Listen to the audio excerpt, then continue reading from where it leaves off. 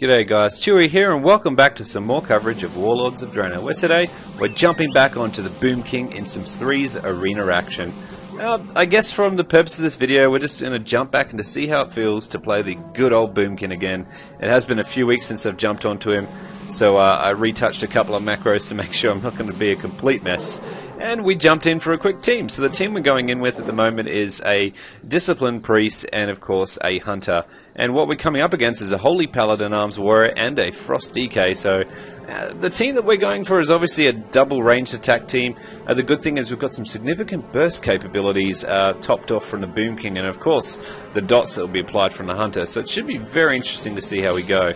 As for the team fight, I'm trying to recall what we did here. I think the plan was we were going to go for the Holy Paladin, but we're tossing it up, but then we're talking about the Trap Cyclone. So if anyone's done a Druid Hunter combo before, it's an awesome thing to do, is to trap them in a Cyclone and follow up with a Trap, or vice versa, trap them and then follow them up with a quick Cyclone.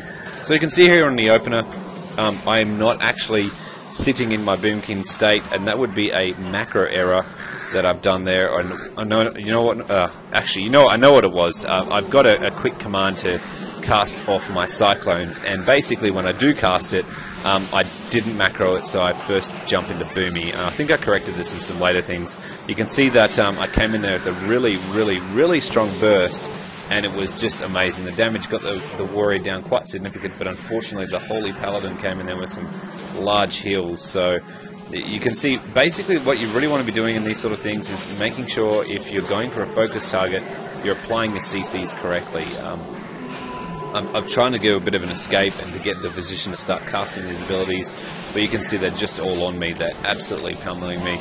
I'm just trying to get a little bit closer to that Holy Paladin because I really want to get him cycloned. I want to cast something on him just to knock him away because he's just a pain in the butt. You can see I went to cast an ability there to knock the DK back a bit, because DKs are just a massive pain in the ass for a Druid, honestly. They counteract a lot of our abilities and our escapes, unfortunately, with that bloody pull of theirs. You can see there, so the Hunter has actually got him into a trap there, and I paused what I was trying to do in between these two characters here to throw in a quick Cyclone. So what that does is it just feeds off that Frost Trap and keeps them in a longer CC, which gives us a lot of time to apply some damage, put the other two characters down in health quite a bit. Oh, damn it, that's the Warrior Spell Reflect that knocked a Cyclone back onto me. So you can see with these macros that I've put into place, I'm really trying to take a lot of advantage of using these abilities. Unfortunately, I'm also not really taking much notice when my opponents are casting their major defensive abilities. Now, unfortunately for the other thing as well is the Warrior can cast it every 30 seconds, so it is a bit of a pain in the butt with the mass spell deflection. You can see there I opened up with a nice Tangling Roots, and I tried to cast it on the... Oh, that was beautiful. So I casted the Tangling Roots there, and you can see our Hunter just quickly trapped him because he was stuck in that spot. The Holy Pally seems to have broken free, so at this point I want to get a stun off on him or something. You can see I'm trying to get Entangled Roots, but luckily he's gotten feared away, which is beautiful to see. That would have been our healer doing that. And I'm just trying to switch some of my DPS over to the Pally, and the reason for that is I want him to get off from healing the warrior that we're doing some serious damage to and put that pressure back onto him. You can see we're getting the warrior down to the 40% mark, but again you can just see that Pally is hitting straight back into there. I missed a good opportunity for a Cyclone there. I'm trying to spread my Moonfire and my Sunfire across their targets just to spread some of that damage. He just cast a Hand of Sacrifice on one of the opponents there. It was on the warrior, so it's a reduction in damage. You can see I'm trying to get all that burst down that Paladin. We got him down quite low. A nice little opener there. That was a beautiful bash. You can see it just nailed it. He did use his Blessing of Protection, but unfortunately, if you know anything about that spell, it's definitely not immune to the Cyclone. Blessing of Protection can be hit quite well from your Cyclone ability. You can see that we're putting a lot more pressure back onto that heals. We just got pulled by the DK, then pulled back by a healer. I'm just trying to get in a little bit better state. That was a beautiful Star Surge. Another Moonfire. I have been stunned. We've got a low health warrior, and we've also got a reasonably low health Paladin, which is really good in this rematch. The Paladin's down to 23%. He's almost there, guys. And honestly, oh, here it is, and boom, come on, that's it. Oh, what was that? Oh, that was a terrible play. You can see there, oh, that was a terrible play. I really need to fix that macro so that our Boom can then cast that ability. I've got a pretty other cool macro is basically when I cast my bark skin, or it's I can't remember it now, the other skin ability. When I cast it, it quickly turns me into bear form as well. The reason why I do that, it's a great little defensive thing. Throw a couple of heals, pop your major defensive ability, and then turn into a bear quickly, so you've got that increased defensive capabilities. You can see there I popped in there to put some more pressure back onto the Holy Paladin, a couple more Star Surges, and we're just really trying to keep on him. And the beautiful thing about this is we're able to really reasonably DPS them all down to a good state. So if we just nail one of them, just one of them, and at this sort of point, the healer would be feeling a lot of pressure on who do I heal first, and if we can keep that life source down, we're going to be keeping up some immense pressure. That was a beautiful cyclone there that I casted off on the warrior. Obviously that has ended now, so we're just trying to focus down. Oh, damn it, arcane locked. So we're just trying to get down that bloody paladin. Here it comes here, guys. And this is it. These are the Star Surges to victory. And boom, there we go. And that's game, guys. Like I said, in most threes matches, if you nail one of the opponents, there's a high chance they're probably going to give it up. Especially if it's their Holy Paladin. You can see that DK's not doing anything, so they've pretty much given us the match. That was quite a long one, guys. A bit of talking there, a fair few errors, but wow. You can just see how these threes matches can either be really quick or quite long. Let's jump into just one more for this coverage. And next up we have a Arms Warrior DK and a something, and a Discipline Priest, of course. Why not? You know, I have been noticing there's been a big shift from Fury to Arms. I do realize Arms has some immense capabilities with their executability, and of course it is a bit of a favourite because of that. But I have noticed quite a large shift in it. I still swear by my Fury Warrior. I really do enjoy it. I definitely probably need to roll on Arms to get that experience, to see, I guess, the magnitude of what they can do as well. But I'm still quite enjoying the Fury Warrior. I really am. But back to this breakup. Okay, so the big chat is who we're going to go for, what we're going to do. So I think we said if we went for the Warrior, it'd be really good, and CC the healer. Yeah, I think that's what we're going for. I think that was our game plan strategy there.